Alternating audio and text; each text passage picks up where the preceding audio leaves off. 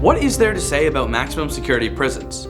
They're shoeboxes with people in them. But what if we don't know the whole story? I'm your host Yusuf, and these are 10 scary things no one tells you about maximum security prison.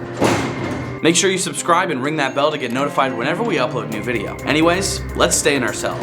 At number 10, overcrowding. Thousands of inmates are housed in supermax facilities. Most of these facilities are, however, overcrowded. Often multiple dangerous inmates are held in the same cell, one that is tiny compared to normal cells. The issues associated with prison overcrowding are not new and have been brewing for many years. In many prison systems, detainees do not have the minimum space requirements recommended by international standards, and in some cases spending up to 23 hours of the day, if not all day, in overcrowded cells. Overcrowding can be so severe that prisoners sleep in shifts, on top of each other, share beds, or tie themselves to window bars so that they can sleep while standing. At number 9, how many guards there really are.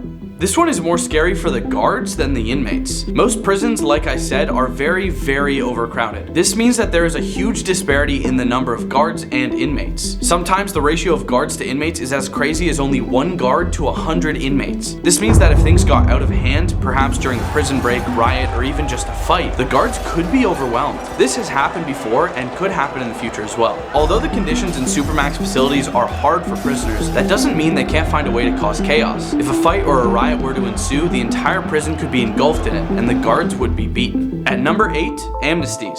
In some countries, only periodic amnesties and pardons relieve overcrowding. While these provide short-term relief, they do not offer a sustainable solution and can erode public confidence in the criminal justice system. In others, costly prison building programs are undertaken to meet the growing demands for prison places. In 2020, many prison systems announced unprecedented mass releases of people in prison to reduce overcrowding and the risk of the transmission of a virus in places of detention. I'm not so sure how effective an amnesty is for overcrowding, but letting the most violent criminals closer to society is probably not a good idea. At number 7, what you do in them. Prisoners of maximum security prisons across the world almost all share one thing in common. They always have nothing to do. Most of the supermax prisons all have very strict rules against prisoners doing things. Inmates have 23 hours in their cells every day with only 1 hour per day in a different cell designed for working out. Reports state that sometimes on the weekends they don't even get the 1 hour to work out and instead just stay in their cells for the entire day. Another report says that some prisons around the world don't allow prisoners to even sit or lay in their beds after they wake up. They must stand in their cells doing almost nothing at all.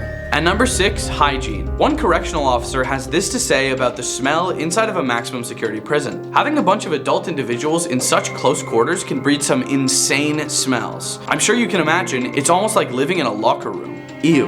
One report says that sometimes the inmates aren't even allowed to shower. If they are allowed to shower, it's only once a week. I personally couldn't handle that. I don't know anyone who could. At number 5, the most infamous supermax prison, ADX Florence. El Chapo has escaped from prison twice while being held by Mexican authorities in 2015 and 2001. But ADX is different. Nicknamed the Alcatraz of the Rockies, no one has escaped the facility located in the high desert about 2 hours south of Denver since it has opened in 1994. Inmates are housed in soundproof 7 by 12-foot cells for 23 hours of the day in permanent lockdown, with no contact with other inmates. Staff members are carefully vetted and have little direct contact with inmates. At number 4, how it feels to be in one. Current C1 columnist Robert Hood, who served as ADX warden from 2002 to 2005, described life in ADX in stark terms to CNN. As soon as they come through the door, you see it in their faces. That's when it really hits you. You're looking at the beauty of the Rocky Mountains in the backdrop. When you get inside, that is the last time you will ever see it. The supermax is life after passing. It's long term.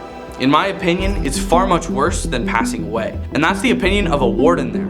Imagine what the prisoners think. At number 3, how many supermax prisons there are. In the United States, there is only one supermax facility left standing today. That prison is ADX Florence, the same prison where El Chapo, as mentioned before, will spend the rest of his life. In Florence, Colorado, the prison houses up to only 400 inmates, all with an extremely good reason to be there. Prisoners there include Dzhokhar Tsarnaev and Zacarias Moussaoui. I can't say who they are, but if you know, you know. At number 2, what they do to the prisoners. Supermax prisons around the world have always been known for their poor treatment of inmates. Usually that would include torture, either physical or mental. The fact that they would never see the outside world again alone would completely break the prisoners almost to a point of no return. This mental torture would spiral them into being completely emotionless and hollow or turn them extremely violent. At number 1, the security. All cells are soundproofed to try and prevent prisoners from communicating with one another. The windows are 4x4 and are designed to prevent inmates from knowing their specific location within the complex. They can see only the sky and the roof through them, so it is virtually impossible to plan an escape. Those who are in a supermax prison are placed not as a punishment of their crimes, but by their previous history when incarcerated or based on reliable evidence of an impending disruption, such as a gang leader or the leader of a radical movement. These decisions are made as administrative protection measures, and the prisoners in a supermax are deemed by correctional workers as a threat to the safety and security of the institution itself. Those were 10 scary things no one tells you about maximum security prison. Like the video if you enjoyed or found it interesting, and we'll see you next time.